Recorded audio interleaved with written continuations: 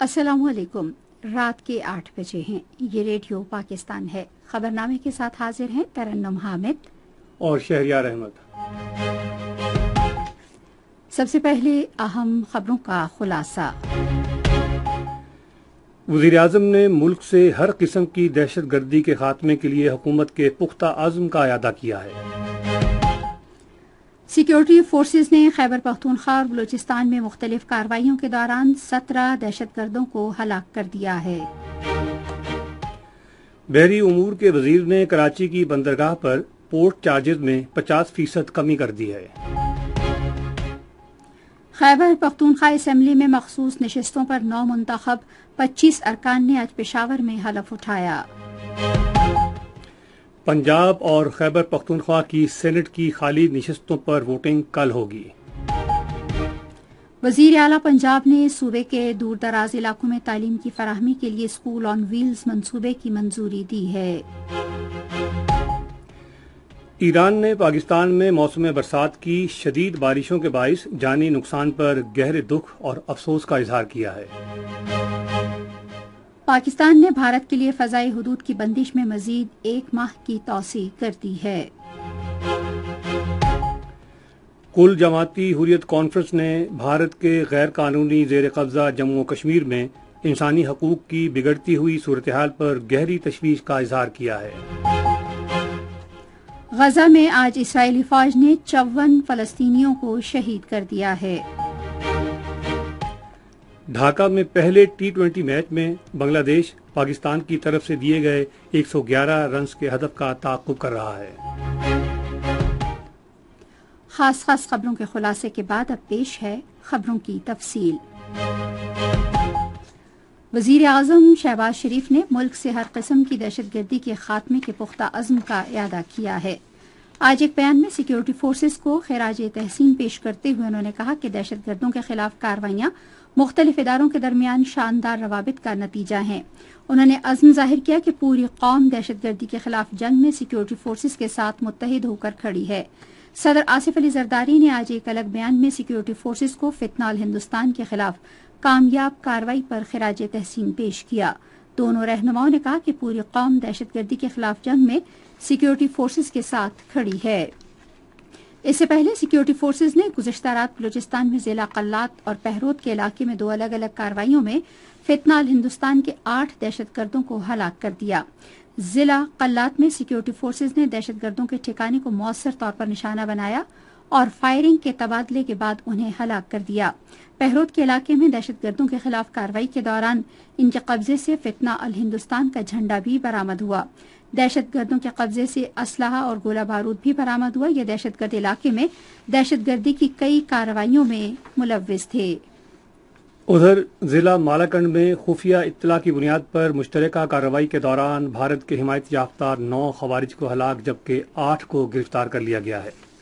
فوج کے شعبہ تعلقات عامہ کے مطابق سیکیورٹی فورسز نے ضلع مالاکنڈ میں پولیس، نیویز، محکمہ انسداد دہشت گردی اور ضلعی انتظامیہ کے ساتھ مل کر بھارتی حمایت یافتہ فتنۃ الخوارج کی موجودگی کی اطلاع پر مشترکہ کارروائی کی۔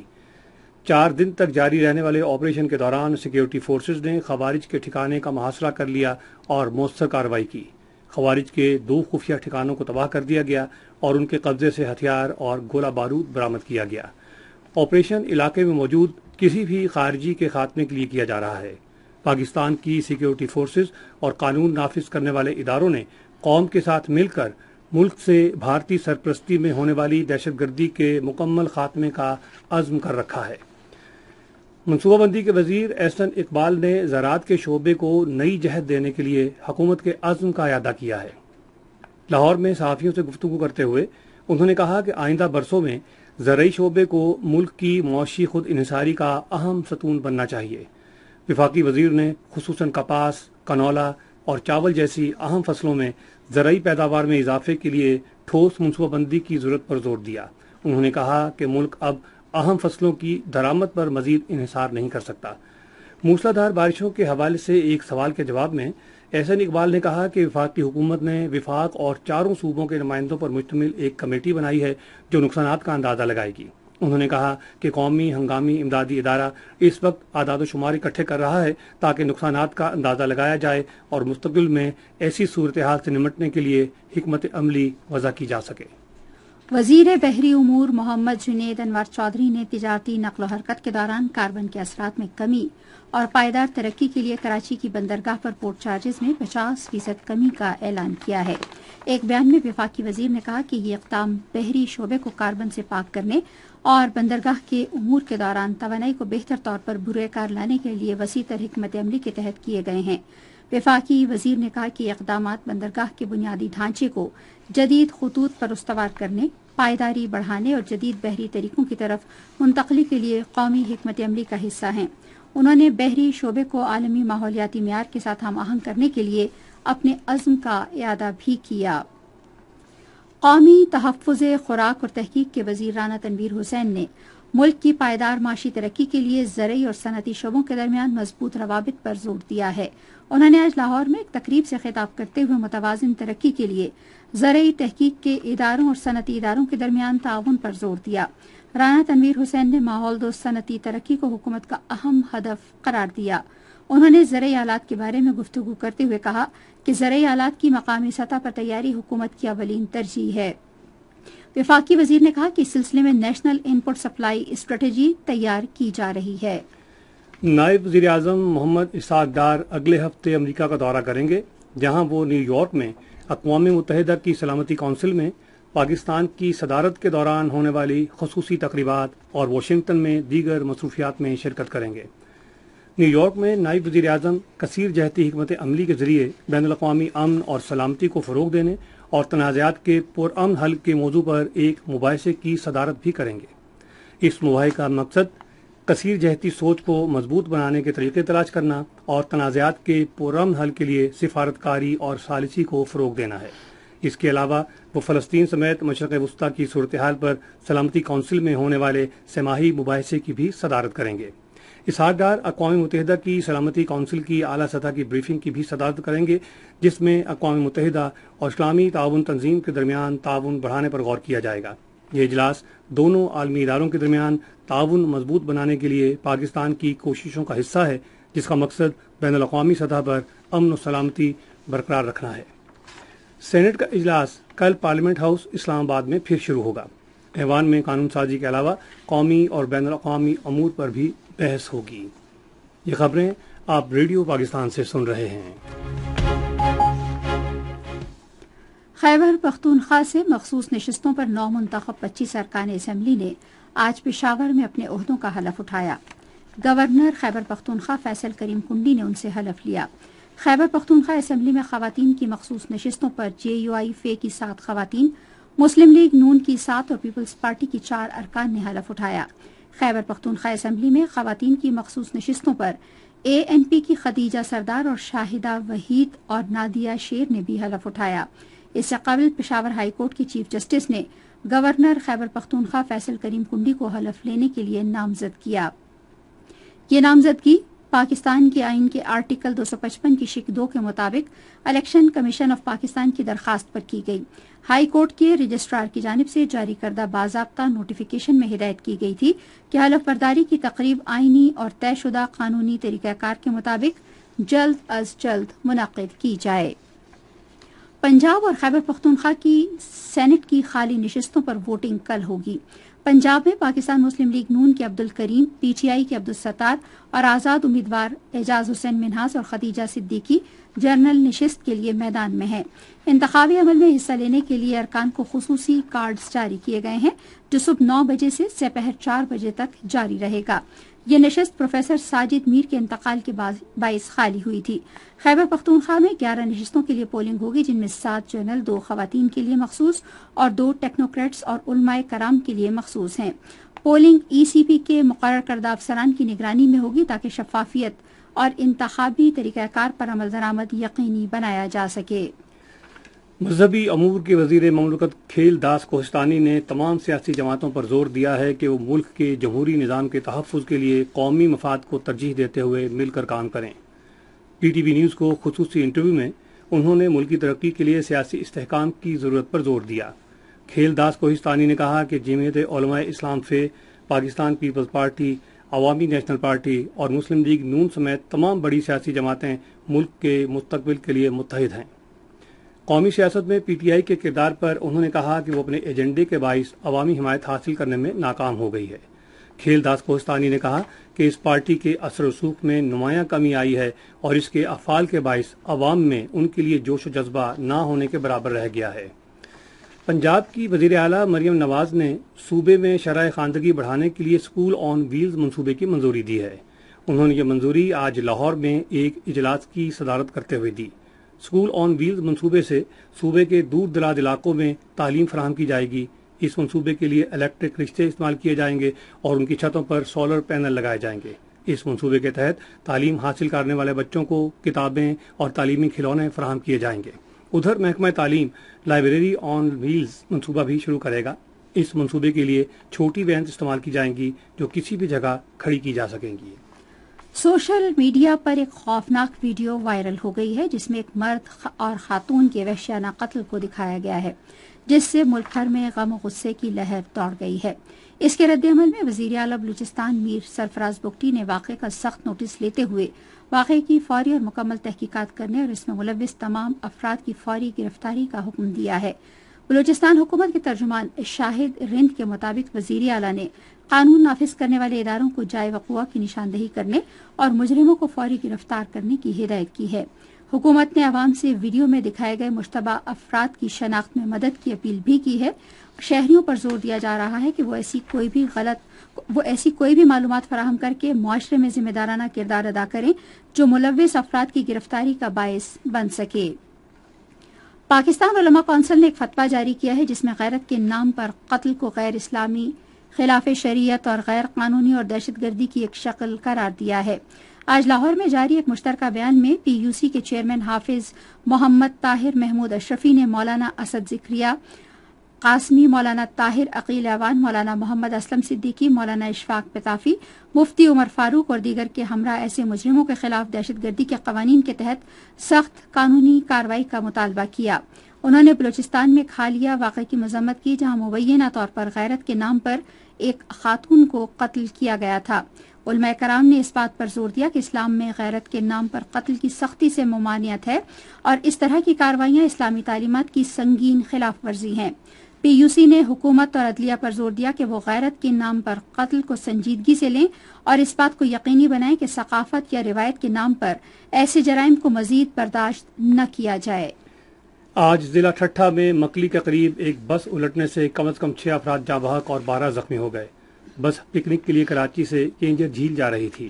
یہ حادثہ اس وقت پیش آیا جب بس ایک خطرناک موڑ کاٹتے ہوئے کھائی میں جا گری۔ ادھر سندھ کے وزیر اعلیٰ سید مراد علی شاہ نے بس حادثے میں ہونے والے جانی نقصان پر گہرے دکھ کا اظہار کیا ہے اور حکام کو ہدایت کی ہے کہ زخمیوں کو فوری طبی امداد فراہم کی جائے۔ گلگت بلتستان حکومت نے رواں مالی سال کے دوران سماجی شعبے کے ترقیاتی پروگرام کے تحت متعدد منصوبوں کو مکمل کرنے کا ہدف مقرر کیا ہے۔ ان منصوبوں میں شاہراہ نگر، ریجنل گرڈ فیز 1 اور گلگت شہر میں صوبائی ہیڈ کوارٹر ہسپتال کی توسیع شامل ہیں۔ دوسری جانب رواں سال گلگت بلتستان میں وفاق کے سرکاری شعبے کے ترقیاتی پروگرام کے جاری 15 منصوبوں اور ایک نئے منصوبے پر بھی 15 ارب روپے خرچ کیے جائیں گے۔ خصوصی سرمایہ کاری سہولت کونسل اور وزارت انفارمیشن ٹیکنالوجی کی مشترکہ کوششوں کی بدولت ملک میں آئی ٹی برآمدات میں تاریخی اضافہ اور ڈیجیٹل معیشت کے شعبے میں انقلابی پیش رفت ریکارڈ کی گئی ہے۔ گزشتہ مالی سال کے اختتام پر پاکستان کی آئی ٹی برآمدات نے 3 ارب 80 کروڑ ڈالر کا ریکارڈ ہدف حاصل کیا۔ انفارمیشن ٹیکنالوجی سے منسلک خدمات اور فری لانسرز برآمدات میں 18% اضافے کے باعث دنیا بھر میں پاکستان کی شناخت مستحکم ہوئی ہے۔ پاکستان اب سال 2030 تک آئی ٹی برآمدات میں 15 ارب ڈالر کا ہدف حاصل کرنے کی جانب گامزن ہے۔ فوج کے شعبہ سر تیری آبرو پر جو مارے دے اے وطن تیرے صدقے اتارے گئے۔ فوج کے شعبہ تعلقات عامہ کے انٹرنیز نے یادگار شہداء آرمی میوزیم اور army institute of military history کا دورہ کیا۔ دورے کے دوران طلبہ نے شہداء کی یادگار پر پھول چڑھائے اور دعا کی۔ انٹرنیز نے ملک کے شہداء کو شاندار خراج عقیدت پیش کیا اور انہیں قوم کا فخر قرار دیا۔ انہوں نے کہا کہ ہم فوج سے ہیں اور فوج ہم سے ہے۔ انہوں نے کہا کہ یادگار شہداء محض سنگ مرمر اور پتھروں سے نہیں بنی بلکہ ہمارے شہداء کے خون سے بنی ہے۔ اس موقع پر ایک انٹرنی سیدہ کنز الایمان گیلانی نے کہا، Today we visited Yadgar Shoda Army Museum and Institute of Military History, where we got to know what research Army has to do to save and preserve military history. We visited the museum where we got to see different war sites and how our Shoda laid their lives for us so that we could live in this country peacefully. ایک اور انٹرنی سعد شکیل کا کہنا تھا، Today we got to visit Yadgar Shoda in General Headquarters and we saw the sacrifice of our brave soldiers. It was truly very inspiring and emotional. ہم فوج سے ہیں اور فوج ہم سے ہے۔ ایک اور انٹرنی نمرا نے شہداء کو خراج عقیدت پیش کرتے ہوئے کہا، یہ جگہ صرف سنگ مرمر اور پتھروں سے نہیں بنائی گئی بلکہ ان کی قربانیوں سے بنائی گئی ہے جو انہوں نے ہماری آزادی کے لیے دی۔ ایک اور انٹرنی کا کہنا تھا، The ISPR has proved that yes, we are from them and they are from us. And I can proudly say the entire nation, the Pakistani youth, the Pakistani people, they stand firmly with the Armed Forces of Pakistan.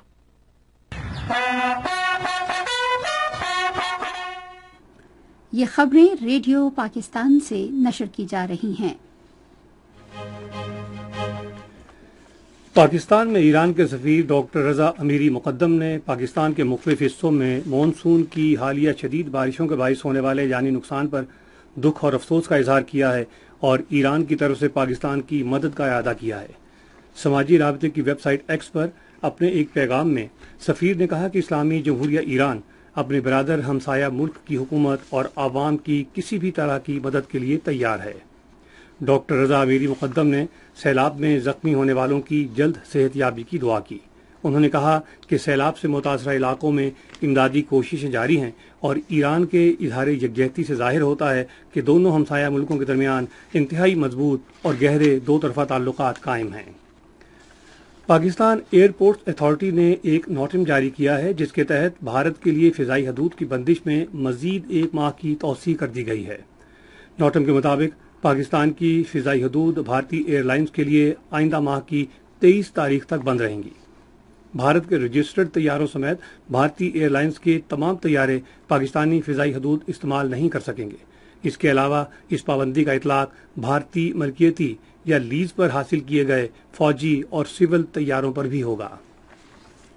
کل جماعت حریت conference نے بھارت کے غیر قانونی زیر قبضہ جموں کشمیر میں انسانی حقوق کی بگڑتی ہوئی صورتحال پر تشویش کا اظہار کرتے ہوئے اس سلسلے میں فوری بین الاقوامی مداخلت کا مطالبہ کیا ہے۔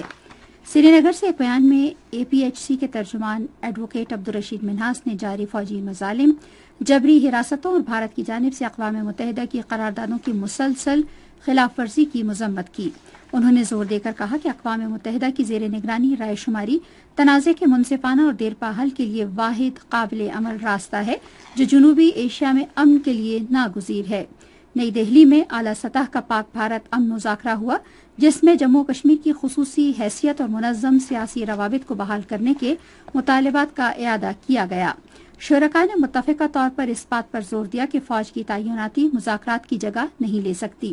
ادھر بھارتی پولیس نے مظالم کی تازہ لہر کے دوران مقبوضہ جموں کشمیر کے سری نگر، بڈگام، پلوامہ اور گاندربل کے اضلاع میں مربوط چھاپوں کے دوران کم از کم 10 کشمیری نوجوانوں کو گرفتار کر لیا ہے۔ اسی دوران بھارتی فوج اور نیم فوجی دستوں نے جموں کے اکھنور سیکٹر کے گاؤں ڈھلیری میں محاصرے اور تلاشی کی کارروائی شروع کی جس سے پورے خطے میں خوف کی فضا مزید بڑھ گئی۔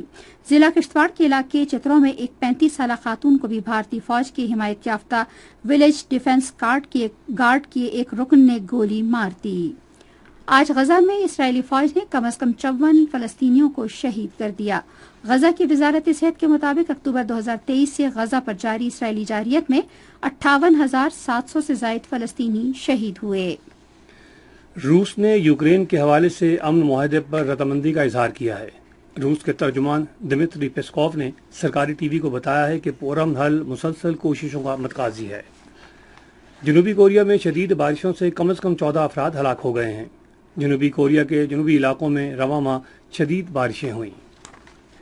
ریڈیو پاکستان کی سینئر صداکارہ یاسمین طاہر کو آج لاہور میں سپرد خاک کر دیا گیا۔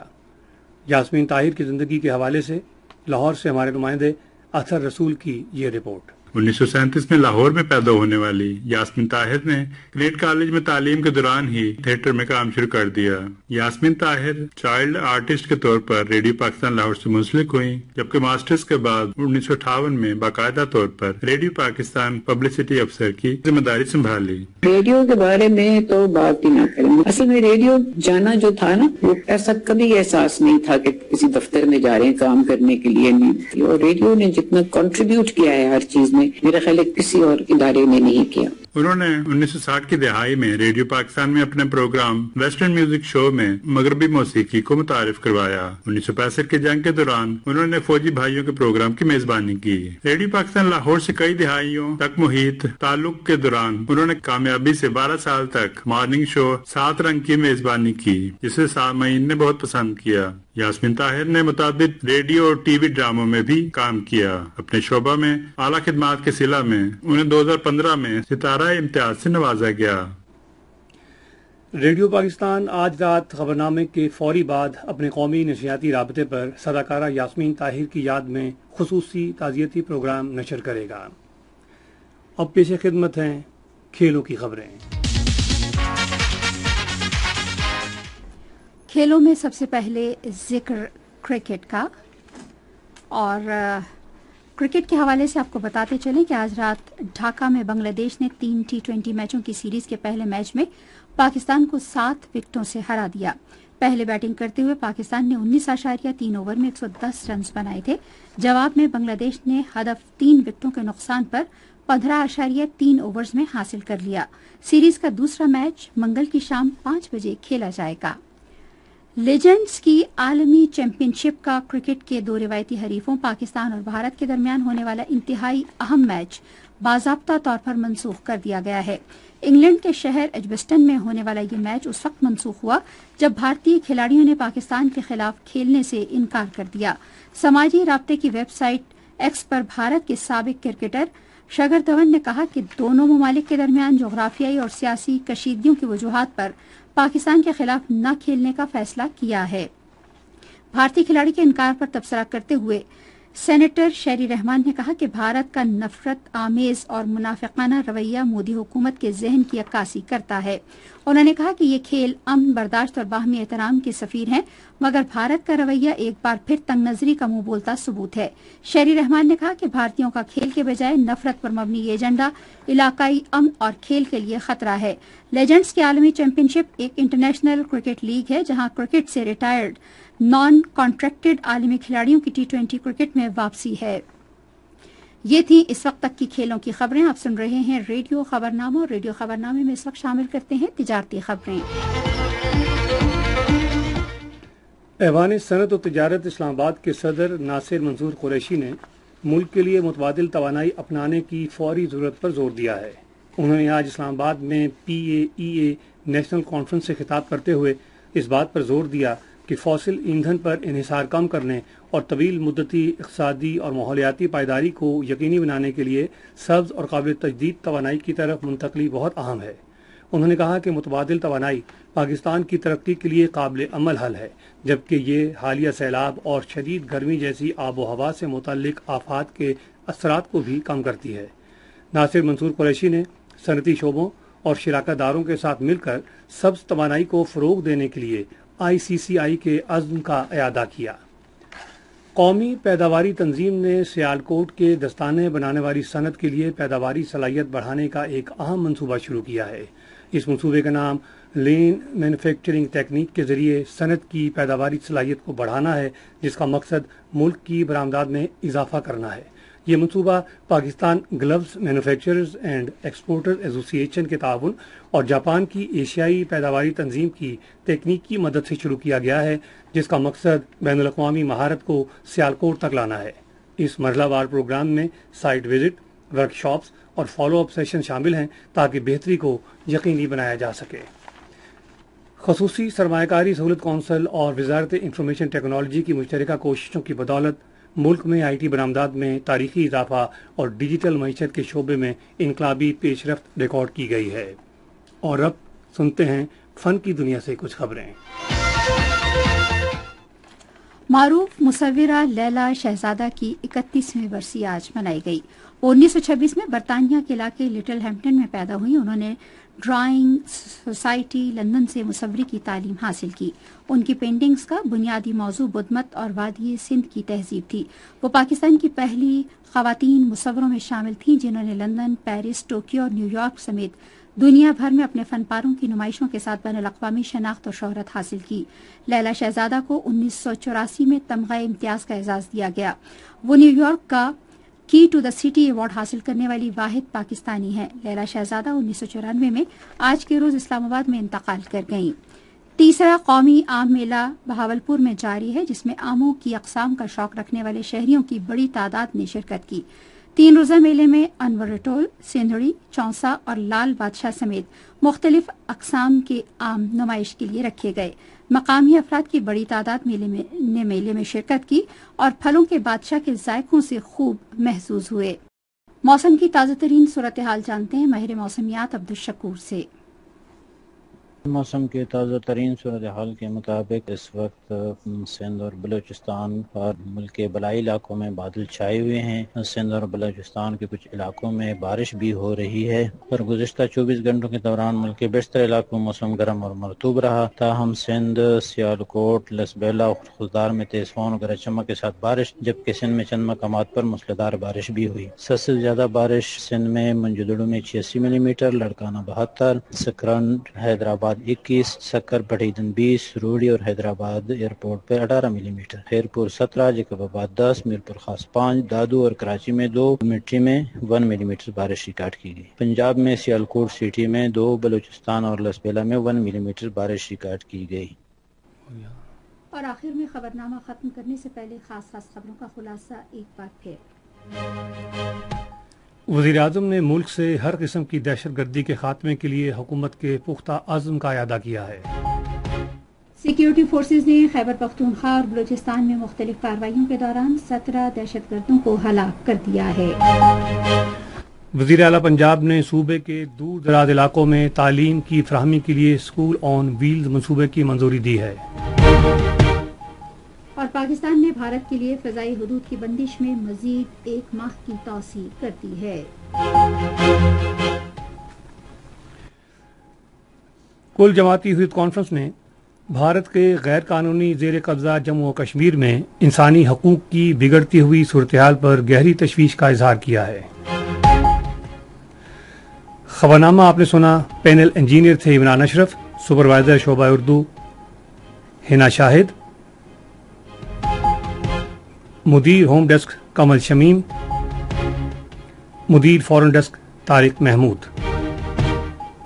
न्यूज़ प्रोड्यूसर रुबाब मुशर्रफ, मुदीर आला अब्दुल बासित खान, निगरानी आला अमानुल्लाह सिपरा, पेशकश शोबा खबर रेडियो पाकिस्तान।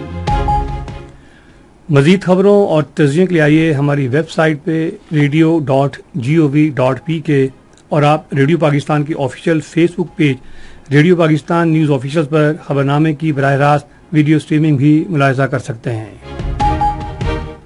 खबरनामा मुकम्मल हुआ। अपनी न्यूज़ टीम के हमरा आपसे इजाज़त चाहेंगे। अपना ख्याल रखिएगा। अल्लाह हाफिज़।